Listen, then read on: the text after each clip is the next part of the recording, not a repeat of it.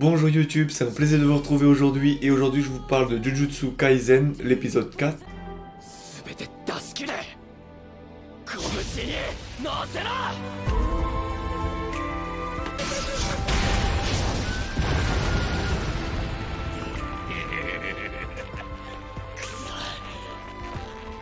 C'était ouf. C'était vraiment une très belle animation, un très bon épisode. On rentre directement dans le vif du sujet. Juste pour vous rappeler, j'ai fait des reviews de l'épisode 1, 2, 3 et je fais aussi des reviews de Damnashi en même temps. Je vous invite à les regarder.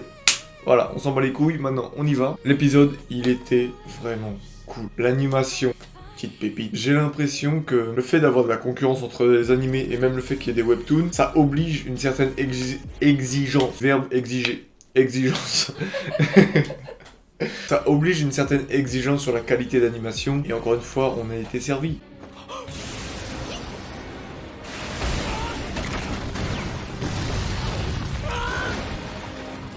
C'était beau, c'était magnifique. Il y a des petites choses qui se racontent. Donc au tout début, on est un peu sur une dame qui veut revoir son détenu. Enfin, son enfant qui est détenu. On apprend qu'il est mort. Il y en a un, il veut même quand même apporter sa carcasse. Et il y a un peu un conflit d'intérêt et de moralité sur le fait, mais attends, c'est un prisonnier. Déjà que même ça aurait pas été un prisonnier, c'était chaud. Même s'il était vivant, je l'aurais pas sauvé. Pourquoi toi tu vas le sauver alors qu'il est mort? Enfin, le ramener son corps en tout cas. Il y a une sorte de moralité. C'est vraiment que le début, mais il y a une sorte de moralité.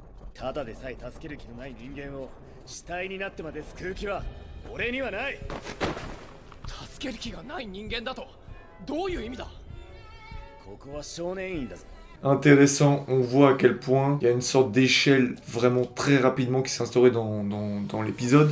C'est vraiment où genre des exorcistes de seconde année comme eux ne pourront rien faire contre eux. Ils se sont fait dégommer, ils font pas le poids, c'est pas une question de puissance et tout, c'est juste voilà, ils pouvaient pas. La petite déception, c'est que la fille, j'ai oublié son nom déjà, elle se fait battre, on voit même pas trop comment, on l'a même pas utilisé voir ses pouvoirs, et en fait, voilà, elle se fait battre. L'autre avec son chien, pareil, ça fait 2 fois qu'il sert strictement à rien. Ça, c'est la petite déception personnelle que j'ai.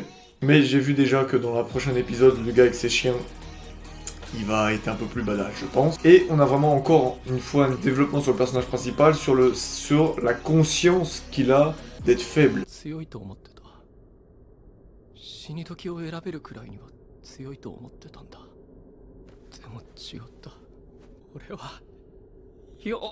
Alors qu'avant il s'est toujours considéré puissant. Je vous rappelle dans l'épisode 1, c'est le mec qui bat des records olympiques, il avale le doigt, le démon il le maîtrise. C'était entre guillemets facile jusqu'à maintenant, ça se sentait sur les 3 premiers épisodes. Et là, il peut rien faire.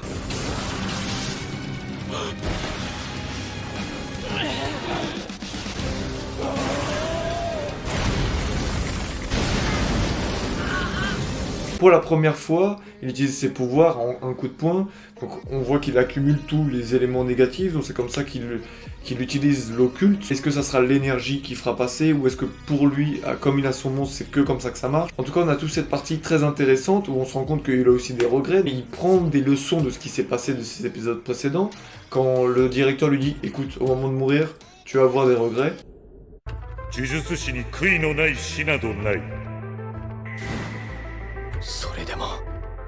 Pour une fois qu'on a un mec qui, quand il a conscience qu'il va mourir, il chiale en fait, il perd presque tout espoir jusqu'au dernier moment où vraiment, parce qu'il pense à son grand-père, il essaye de se ressaisir un minimum. Voilà, c'est humain, c'est une réaction d'humain, comme si toi demain ça t'arrivait. Plus facile pour nous de comprendre, alors que quand t'as des animés, le mec il est là, oui, je vais mourir en beauté pour mes amis et tout, je m'en fous de la douleur, là il me dit, oh putain, j'ai tout ma race et tout.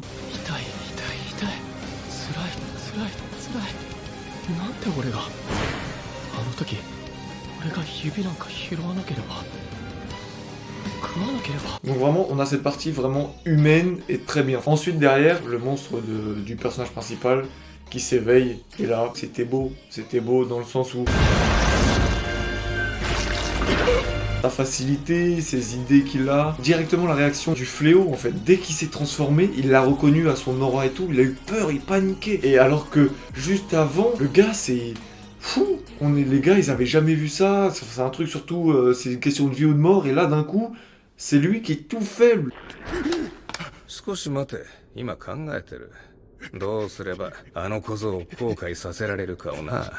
Donc t'as vraiment une hiérarchie de ouf. Même, il le dit, quand je pense que tous les deux, on est tous les deux S.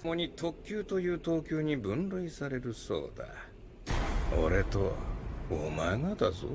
Et genre était là, ah tu veux une médaille parce que t'as su, t'as su utiliser ton énergie pour renouveler tes membres. Tu veux une médaille pour ça, c'est ça? 嬉しそうだな。褒めてやろうか。だが呪力による治癒は人間と違い、呪霊にとってそう難しいことではないぞ。 Et sa technique, changement de dimension ou je sais pas quoi là. C'était beau. 領域展開。